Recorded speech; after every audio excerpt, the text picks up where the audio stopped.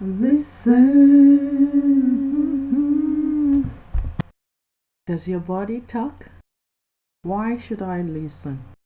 Very important to pay attention to your body. Your body talks to you every time. One thing I learned it early, was to listen to my body.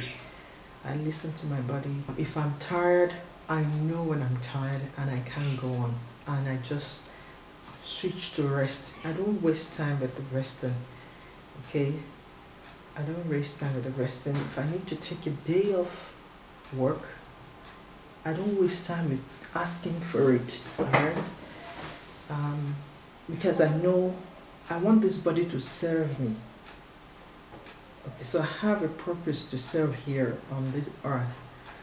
But without this body as a carrier for my being, for my spirit, I won't be here.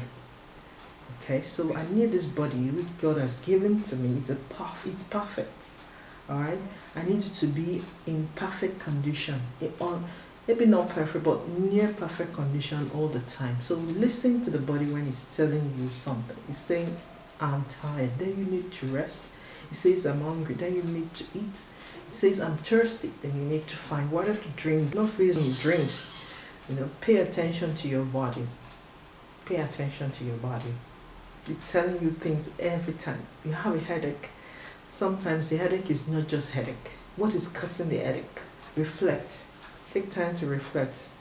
Sometimes it could be the screen you're staring at for too long. Excuse me, because if you take paracetamol and still continue to stare at that screen, the headache will persist, and it seems as if the paracetamol didn't work. Pain relief didn't work because you didn't identify what was causing the headache.